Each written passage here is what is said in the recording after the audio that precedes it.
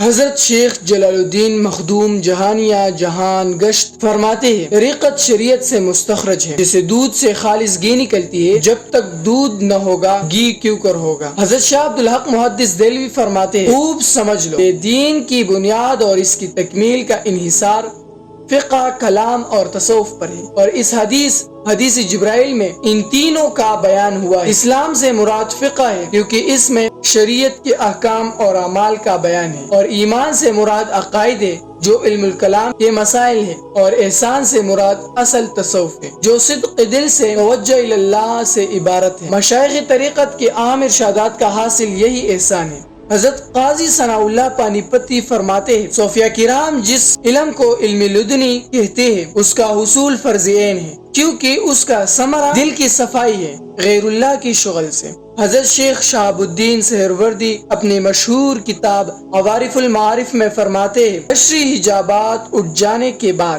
دل میں جو نوری حقیقت ظاہر ہوتا ہے اس کا نام یقین ہے، جس سے ذوق و شوق پیدا ہوتا ہے۔ اس سے وہ یقین مراد نہیں جو محض دلائل سے حاصل ہو، اور مقصود تصوف کی طریقہ عالیہ کا مشاہدہ حق کا حصول ہے کأنک ترا، اور اس حضور کا نام انہوں نے مشاہدہ بالقلب رکھا ہے۔ امام شاہ ولی اللہ دہلوی ایک اور مقام پر فرماتے ہیں یہ یقین سے مراد وہ یقین خاص ہے جو بطریقہ موہبت صالحین امت کو نصیب ہوتا ہے۔ اس کو صوفیہ کی اصطلاح میں یاداشت کہتے ہیں، تاکہ وہ یقین جو استدلال یا تقلید سے پیدا ہوا ہو۔ اس کی 3 اصل ہیں۔ اصل اول اعمال خیر مثلا نماز، روزہ، ذکر وغیرہ کے ذریعے یقین پیدا کرنا۔ یہ کھلی ہوئی بات ہے کہ مسلمان بقدر استعداد نیکی کرتے ہیں، اگر ان کو مرتبہ یقین حاصل نہیں ہوتا۔ استقراء سے معلوم ہوتا ہے کہ ان اعمال کے ساتھ نمبر 1 اخلاص، نمبر 2 اعمال خیر کی زیادتی، نمبر 3 خشوع ملائی جائے تو یقین پیدا ہوتا ہے۔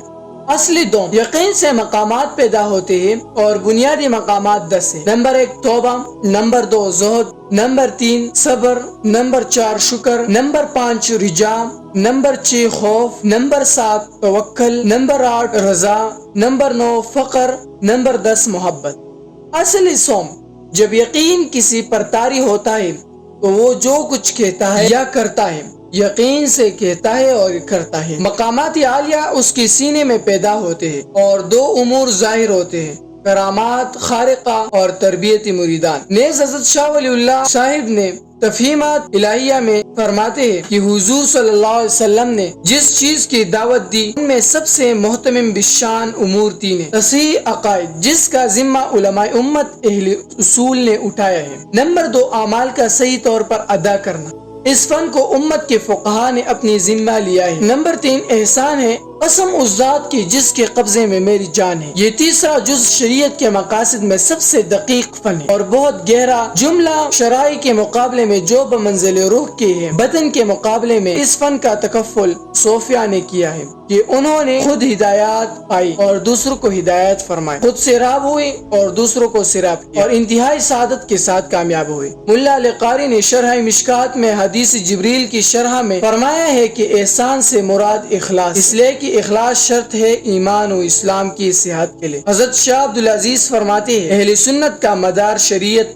اور طریقت پر ہے۔ امام ربانی گنگوہی فرماتے ہیں فی الواقع شریعت بھی فرض اور مقصد اصلی ہے، طریقت بھی شریعتی باطنی ہے، اور حقیقت معرفت متمم شریعت ہے۔ اتباع شریعت بکمال بدون معرفت نہیں ہو سکتا۔ حضرت گنگوہی فرماتے ہیں شیخ نے اس معاملے کا بہت تجربہ فرمایا ہے اور اسی راز کی سبب کہا جس کا پیر نہیں اس کا پیر شیطان۔ حضرت حکیم الامت مولانا اشرف علی تھانوی فرماتے ہیں تصوف کے اصول صحیح قرآن و حدیث میں موجود ہیں، اور جو لوگ سمجھتے ہیں کہ تصوف قرآن و حدیث میں نہیں بالکل غلط ہیں۔ غالی صوفی کا بھی یہ خیال ہے اور خشک علماء کا بھی کہ اس تصوف سے قرآن و حدیث خالی ہے، مگر دونوں غلط سمجھتے ہیں۔ خشک علماء تو یہ کہتے ہیں کہ تصوف کوئی چیز ہی نہیں، سب واہیات ہے، بس نماز، روزہ، قرآن و حدیث سے جو ثابت ہے اسی کو کرنا چاہیے۔ صوفیوں نے کہا کا جھگڑا نکالا ہے تو گویا ان کے نزدیک قرآن و حدیث تصوف سے خالی ہے، اور غالی صوفی یہ کہتے ہیں قرآن و حدیث میں تو ظاہری احکام ہے، تصوف تو علم باطن ہے۔ ان کے نزدیک تصوف میں قرآن و حدیث ہی کی ضرورت نہیں۔ غرض دونوں حضرات قرآن و حدیث کو تصوف سے خالی سمجھتے ہیں۔ اپنے اپنے خیال کے مطابق ایک نے تو تصوف چھوڑ دیا اور دوسرے نے قرآن و حدیث کو۔ مجاہد اعظم شیخ الاسلام حضرت مولانا سید حسین احمد مدنی فرماتے ہیں تصوف سے کوئی نئی چیز حاصل کرنا مقصود نہیں، جس چیز کو حدیث جبریل میں ذکر کیا گیا ہے وہی مقصود ہے۔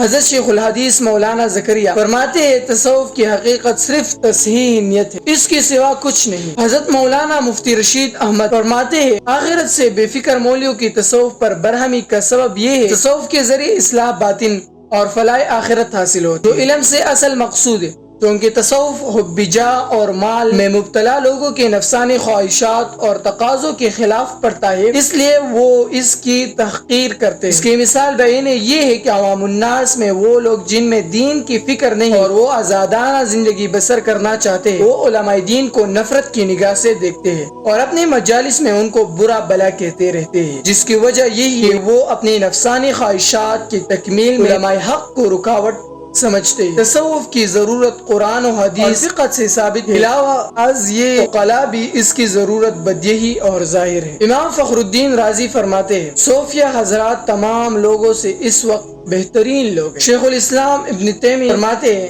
اولیاء اللہ ہی سچے مومنین و متقین ہیں، ان کا نام خواہ فقیر ہو یا صوفی ہو، فقیہ اور عالم یا اور کچھ۔ شیخ احمد زروق اپنی کتاب قواعد تصوف میں فرماتے ہیں فقہ اور تصوف دونوں جڑوان ہیں اللہ تعالیٰ کی احکامات اور حقوق پر دلالت کرنے میں۔